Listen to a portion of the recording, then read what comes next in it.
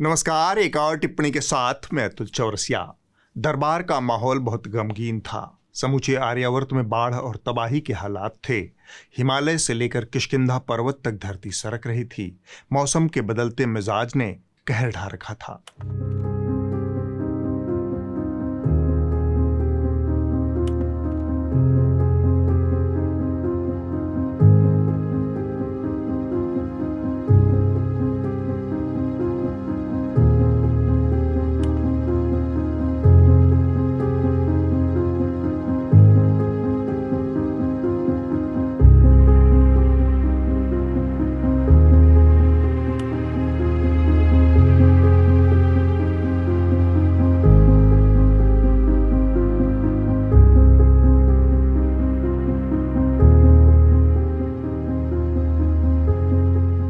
हालात हस्तिनापुर में भी ठीक नहीं थे।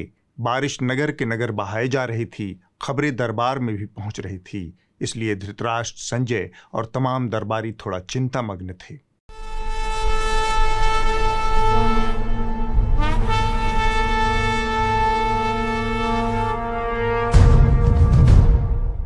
कजरी बैकग्राउंड में बज रही थी, लेकिन धृतराष्ट्र के चेहरे पर कोई भाव नहीं थे। उन्होंने सबसे पहले संजय को तलब किया और आर्यावर्त का सबसे कड़ा सवाल उछाल दिया, हर तरफ तबाही क्यों है? संजय ने खुद को गद्दी पर एडजस्ट करते हुए कहा, एक तरफ कुदरत नाराज है, दूसरी तरफ डंकापति का विकास बाल्टी में भर भर कर बह रहा है। रियाया दोनों के बीच में पिस गई है महाराज। केरल के वायनाड में तो प्रकृति ने वो तबाही मचाई है जिसने पूरे हिंदुस्तान को हिलाकर रख दिया है। भारी बारिश और भूस्खलन ने पूरे इलाके को तहस नहस कर दिया है। करीब 300 लोग अपनी जान गंवा चुके हैं। रेस्क्यू ऑपरेशन के लिए सेना मोर्चे पर डटी हुई है। दिल्ली एनसीआर में बुधवार को भारी बारिश हुई है। इस बारिश का असर हाल ही में बनकर तैयार हुई नई संसद भवन की बिल्डिंग पर भी पड़ा है। बता दें कि यहाँ पर संसद भवन की छत से पानी टपकता देखा गया। इस घटना का वीडियो सोशल मीडिया पर अब जमकर वायरल होता दिखाई दे रहा है। धृतराष्ट्र को डंकापति के विकास वाली तबाही की बात समझ नहीं आई। विकास से हो रहे विनाश का फलसफा समझने की उनके भीतर एक हुड़क जगी। इस तलब को दबाने की गरज से उन्होंने पूछा, यह क्या माजरा है? तब संजय ने उन्हें डंकापति के एक शागिर्द रील मंत्री वैष्णव महाराज की कथा सुनाई। आपकी तरह रील बना के दिखाने वाले लोग नहीं है, समझे ना? बैठो, बहुत हो गया, कुछ भी बोल देता है। हमें अध्यक्ष जी हाउस का ऑर्डर मिला है, ये क्या तरीका है? कुछ भी बीच में बोल देते। भक भुक से आगे भी वैष्णव महाराज की एक पहचान है। उन्होंने बताया कि रेल भले ही गरीब गुरबा की सवारी है, पर उनका सारा जोर वंदे भारत ट्रेनों पर है। मंत्री जी गाहे बगाहे वंदे भारत ट्रेनों की रेल बनाते रहते हैं।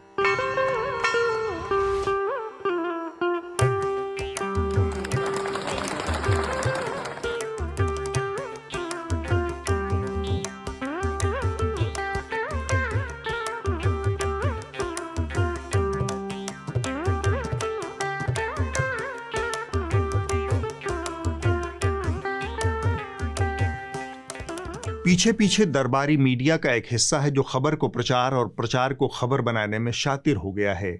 वो दरबारी मीडिया वंदे भारत को लेकर उड़ने लगता है। वंदे भारत एक्सप्रेस ट्रेनों की तादाद में बढ़ोतरी के साथ साथ उसके स्लीपर वर्जन पर भी तेजी से काम हो रहा है। लेकिन आखिर वंदे भारत एक्सप्रेस ट्रेन खास क्यों है? अब आपको ये बताते हैं कि अपनी स्पीड, अपनी सेफ्टी, अपनी सर्विस के लिए वंदे भारत एक्सप्रेस जानी चाहती है। वंदे भारत एक्सप्रेस 160 किलोमीटर प्रति घंटे की अधिकतम गति तक चल सकती है। वंदे भारत ट्रेन अत्याधुनिक ट्रेन, सुविधाओं से लैस, सुरक्षा के लिहाज से काफी चौकस और प्रीमियम में इन 5 नई वंदे भारत ट्रेनों की सौगात दी है। संजय जारी थे। एक तरफ वंदे वंदे हो रही है, दूसरी तरफ आम आर्यावर्तवासी बोले तो वो गरीब गुरबा है जो सबसे ज्यादा ट्रेनों में सफर करता है। वंदे भारत में चलने की उसकी हैसियत तो है नहीं, लेकिन वो जिस ट्रेन में बैठता है वही पटरी छोड़कर खेत खेताड़ी में घुसे जा रही है। एक ट्रेन हादसे की खबर है। बताया जा रहा है कि train number 15904 Chandigarh Dibrugarh express के कुछ डिब्बे गोंडा में पलट गए। पिछले दिनों में कई ट्रेन घटनाएं हुई हैं और आज एक बार फिर झारखंड से सुबह सुबह ट्रेन हादसे की खबर सामने आई है, जहां हावड़ा मुंबई मेल ट्रेन दुर्घटना का शिकार हो गई। अयोध्या धाम रेलवे स्टेशन के पास एक मालगाड़ी के 4 डिब्बे पटरी से उतर गए, जिसके बाद वहां आसपास के इलाके में अफरा तफरी मच गई। मुरादाबाद दिल्ली रेलखंड के अमरोहा रेलवे स्टेशन के पास कल्याणपुर रेलवे क्रॉसिंग पर शनिवार शाम मालगाड़ी बेपटरी हो गई। उसके 8 कंटेनर, 2 टैंकर और 6 ट्राली पलट गए।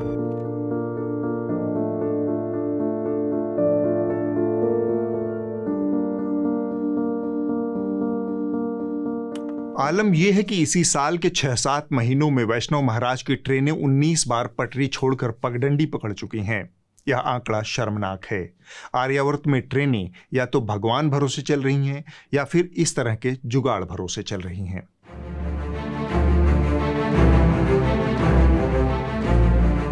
तो देख सकते हैं हमारे पीछे एक ट्रेन आई है, जो कि ये ट्रेन के लोको पायलट या ट्रेन का गार्ड पहले इस गुमती पर आएंगे और ये फाटक को उठाएंगे। उसके बाद ट्रेन आगे गुजरेगी, उसके बाद फिर से फाटक को नीचे गिराकर उसके बाद अपने स्टेशन की ओर रवाना होंगे। देखिए कि गार्ड को दिखाइएगा गौर से, उनके हाथों में हैंडल है और फिर से हैंडल लेके आएंगे और ये फाटक को उठाएंगे।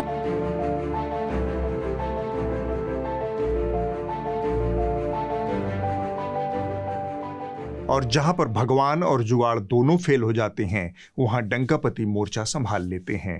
ट्रेन की पटरियों पर भले ही न संभाल पा रहे हों, लेकिन संसद भवन में देखकर तो ऐसा लगता है कि ट्रेनें वही चला रहे हैं। अश्विनी महाराज को सुनिए, उनके पास बताने के लिए रेलवे की उपलब्धियां कम और डंकापति की दूरदृष्टि, कुशल नेतृत्व की कहानियां ज्यादा हैं। मैं माननीय प्रधानमंत्री श्री नरेंद्र मोदी जी को धन्यवाद देना चाहूँगा कि मेरे जैसे एक साधारण कार्यकर्ता को देश की सेवा करने का मौका दिया। प्रधानमंत्री श्री नरेंद्र मोदी जी ने एक ऐसी ट्रेन की कल्पना की जो कि वर्ल्ड क्लास फैसिलिटीज़ हो, अच्छी से अच्छी फैसिलिटीज़ हो, लेकिन वो कम से कम कॉस्ट में लोगों को यात्रा करा सके।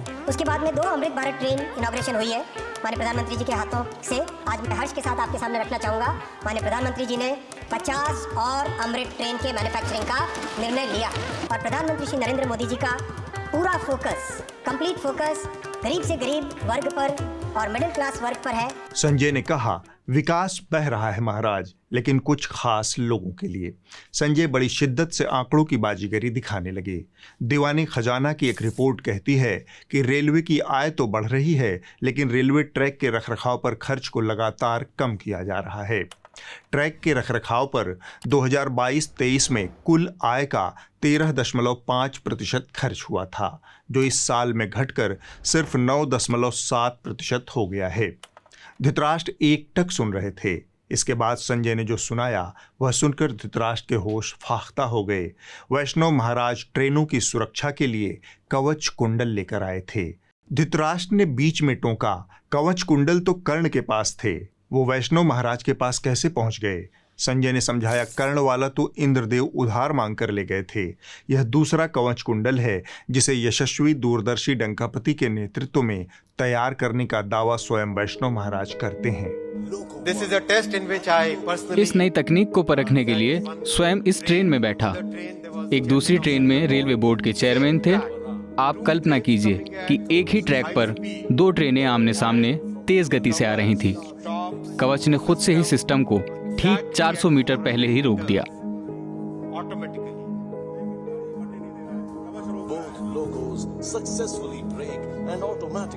धृतराष्ट्र को भरोसा नहीं हुआ। वो चेहरे पर अविश्वास लाते हुए बोले, कवच कुंडल के बावजूद 19 ट्रेनें आपस में भिड़ गई। हमारे टाइम में तो कवच कुंडल बहुत इफेक्टिव हुआ करता था। संजय बोले, महाराज, द्वापर युग का जमाना ही अलग था। उस समय तो पेड़ों पर आम पकते थे, लेकिन उसमें कभी कीड़े तक नहीं लगते थे। लोग सालों साल तक एक ही पेड़ से तोड़ तोड़ कर आम खाते रहते थे। यह कलयुग का जमाना है। कवच की टेक्नोलॉजी भी कलयुगी हो गई है, अब उतना इफेक्टिव नहीं रही। दरअसल ट्रेनों के एक्सीडेंट के पीछे 50 सालों की सरकारों की साजिश है। उन्होंने समय रहते ये सब ठीक कर दिया होता तो आज ये सब नौबत ही नहीं आती। इसीलिए सारी दुनिया ने 1970 और 1980 के दशकों में ये टेक्नोलॉजीज लगाई।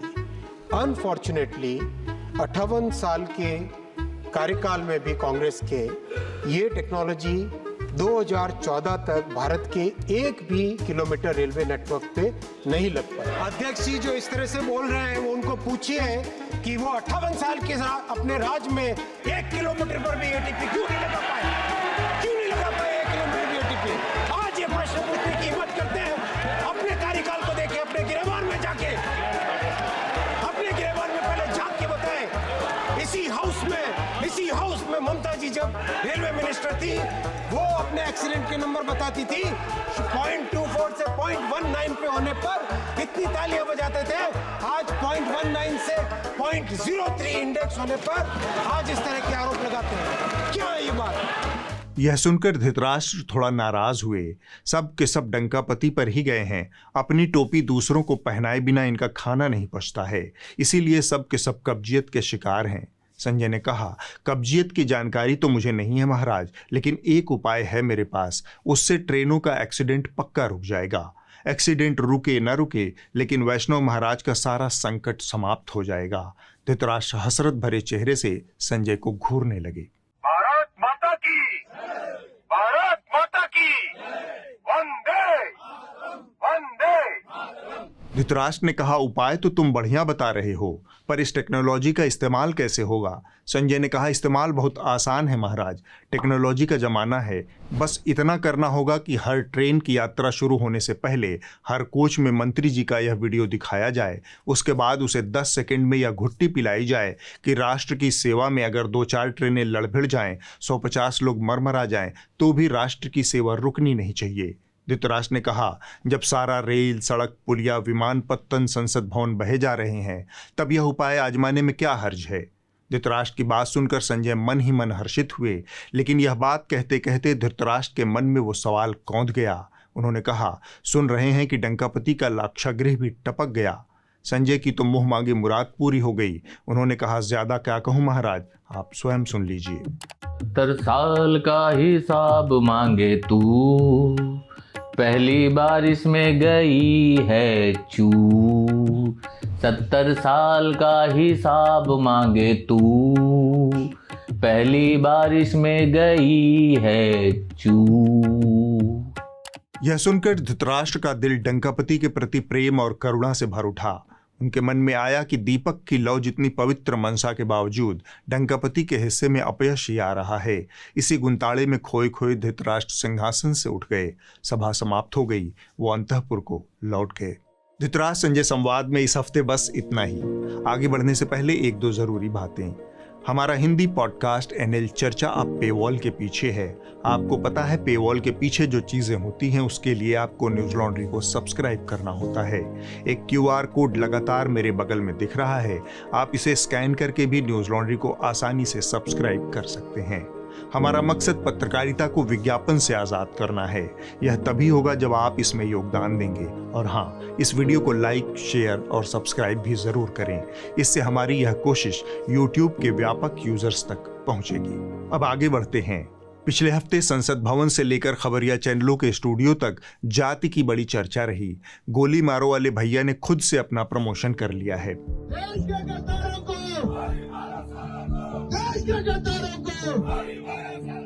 देश के गद्दारों को अब भी अपनी गाली गलौज लेकर संसद भवन के भीतर घुस गए हैं। जी हाँ, इसी वाली संसद में। ये तो शागिर्द हुए, हम इनके उस्ताद। बोले तो प्रधानमंत्री जी की बात भी कर लेते हैं। हमारे प्रधानमंत्री जी पहले ऐसे प्रधानमंत्री हैं जिनके ऊपर ये आरोप लगते हैं कि वो अपने सोशल मीडिया पर ऐसे ऐसे लोगों को फॉलो करते हैं जो खुलेआम गाली गलौज, धमकी और हिंसा की बातें करते हैं। इतना ही नहीं, बहुतों को तो प्रधानमंत्री अपने आवास पर निमंत्रित कर उनकी आवभगत भी कर चुके हैं। तो प्रधानमंत्री ने अनुराग ठाकुर का वह वीडियो अपने एक्स हैंडल से शेयर किया है जिसमें अनुराग ठाकुर तुम्हारे माँ बाप कौन है वाले अंदाज में अपशब्दों का इस्तेमाल कर रहे हैं। वैसे तो कहा यह गया कि लोकसभा अध्यक्ष ने अनुराग ठाकुर की जाति पर टिप्पणी वाला वह हिस्सा कार्यवाही से हटवा दिया था, पर हमने पाया कि प्रधानमंत्री जी ने जो वीडियो शेयर किया है उसमें गाली वाला हिस्सा जस का तस मौजूद है। आप प्रधानमंत्री के उस ट्वीट का मजमून जान लीजिए। मेरे युवा और ऊर्जावान सहयोगी श्री अनुराग ठाकुर का ये भाषण सबको अवश्य सुनना चाहिए। तथ्यों और हास्य का आदर्श मिश्रण और इंडी गठबंधन की गंदी राजनीति को उजागर करता है। अनुराग ठाकुर ने राहुल गांधी के बारे में जो कहा वह आप प्रधानमंत्री द्वारा शेयर किए गए वीडियो में स्वयं देख लीजिए। ऑन पेपर इस हिस्से को हटाया जा चुका है। इसी बात से नाराज होकर पंजाब के पूर्व मुख्यमंत्री चरणजीत सिंह चन्नी ने नरेंद्र मोदी के खिलाफ लोकसभा में विशेषाधिकार हनन का नोटिस दिया है। लेकिन इसी भाषण में अनुराग ठाकुर ने आपातकाल की निंदा करते करते अपने नेताओं की तुलना ऐसे चरित्रों से कर दी कि पूरी संसद इस बात से सकते में आ गई। दुशासन और दुर्योधन दोनों बहुत ही दुष्ट और बदमाश हो सकते थे, लेकिन उन्होंने भी कभी इमरजेंसी नहीं लगाई थी। जाहिरन अनुराग ठाकुर उन लोगों की तुलना दुर्योधन और दुशासन से कर रहे हैं जिन्होंने आपातकाल नहीं लगाया। ये कौन लोग हैं जिनके लिए दुर्योधन और दुशासन को याद किया जा रहा है? आप स्वयं समझदार हैं। कितने तेजस्वी लोग हैं हमारे पास, कितने शानदार विचार रखते हैं जी। जाति की बहस छिड़ी तो खबरिया चैनल भी इसमें कूद पड़े। हुड़कचुल्लुओं को लगा कि जात की बात पर इतना हंगामा क्यों बरपा है। जब बीजेपी ने राहुल गांधी की जाति पूछ ली तो भैया पूरा इंडी गठबंधन उखड़ गया एकदम हत्थे से। उस आग में घी का काम कर दिया पीएम मोदी के एक ट्वीट ने, जिसमें पीएम मोदी ने अनुराग ठाकुर की उसी स्पीच का वीडियो ट्वीट कर दिया, जिसको लेकर पूरा इंडिया अलायंस पहले ही पॉपकॉर्न की तरह उछल रहा था। Which caste does Rahul Gandhi belong to? And upon being asked that fairly simple and elementary question, Rahul Gandhi says, I feel insulted. How come? जिन राहुल गांधी को उनकी जाति पूछना गाली लग रहा है, या अखिलेश यादव गुस्से में आकर कह रहे हैं कि जाति कैसे पूछते, वो राहुल गांधी खुद घूम घूम कर पत्रकारों से उनकी जाति पूछ रहे थे, याद है चुनावों के दौरान। लेकिन जाति की इस बहस में भी उन लोगों को घसीट लाना जिनका जाति से कोई लेना देना नहीं। इस काम में भाजपा के कुछ नेता तो सिद्धहस्त हैं ही, मीडिया का भी एक हिस्सा अपनी सांप्रदायिक मानसिकता से बच नहीं पाता।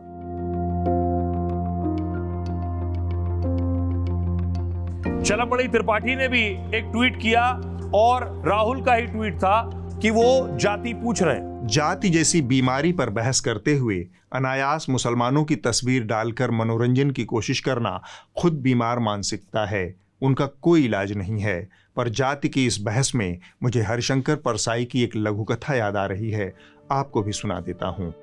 कारखाना खुला, कर्मचारियों के लिए बस्ती बन गई।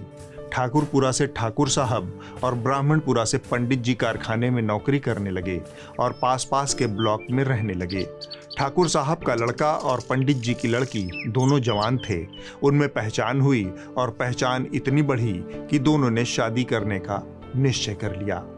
जब प्रस्ताव आया तब पंडित जी ने कहा, ऐसा कभी हो सकता है भला? ब्राह्मण की लड़की ठाकुर से शादी करे, जाति चली जाएगी। ठाकुर साहब ने भी कहा, ऐसा नहीं हो सकता, दूसरी जाति में शादी करने से हमारी जाति चली जाएगी। किसी ने उन्हें समझाया कि लड़का लड़की बालिग हैं, पढ़े लिखे हैं, समझदार हैं, उन्हें शादी कर लेने दो। अगर शादी नहीं की तो भी चोरी छिपे मिलेंगे और तब जो उनका संबंध होगा वह व्यभिचार कहलाएगा। इस पर ठाकुर साहब और पंडित जी एक स्वर में बोले, होने दो, व्यभिचार से जाति नहीं जाती है, शादी से जाती है। परसाई जी ने बड़ी दूर की बात कही थी। आप धर्म बदल सकते हैं, हिंदू से मुसलमान हो सकते हैं, ईसाई से बौद्ध या फिर सिख हो सकते हैं, लेकिन बनिया से ब्राह्मण नहीं हो सकते। इसे बदलने का एक ही तरीका है, शादी। जब तक बेटा बेटी का संबंध अंतरजातीय नहीं होगा तब तक जाति का तिलिस्म नहीं टूटेगा। व्यभिचार चलता रहेगा और शादियां जातियों के दायरे में होती रहेंगी। अब वक्त है इस हफ्ते की रिपोर्ट का। जो कही जा रही थी बातें कि अंदर में भी सोशल डिस्टेंसिंग का। इस हफ्ते की रिपोर्ट जनसत्ता.com से है। दिल्ली सरकार के अधीन आने वाले आशा किरण शेल्टर होम में एक महीने में 14 लोगों की मौत से सनसनी फैल गई है। दिल्ली सरकार की मंत्री आतिशी ने इस मामले में जांच के आदेश दिए हैं। मामला रोहिणी स्थित आशा किरण शेल्टर होम का है। दिल्ली के एक शेल्टर होम में पिछले एक महीने में 14 लोगों की मौत हो गई। इनमें 8 महिलाएं, 6 पुरुष और 1 बच्चा शामिल है। मामला रोहिणी स्थित आशा किरण शेल्टर होम का है। आशा किरण की क्षमता करीब 250 है। इसमें 450 लोग भर्ती थे। ये दिल्ली सरकार की तरफ से संचालित एकमात्र संस्था है जहां मानसिक रूप से कमजोर लोगों की देखभाल की जाती है। टाइम्स ऑफ इंडिया की रिपोर्ट के मुताबिक साल 1979 में बने इस शेल्टर होम में 500 लोगों की भर्ती होने की क्षमता है, लेकिन यहाँ 1000 लोग भर्ती थे। इनके इलाज के लिए यहाँ सिर्फ 6 डॉक्टर और 17 नर्स है। अगले हफ्ते होगी एक और टिप्पणी। नमस्कार।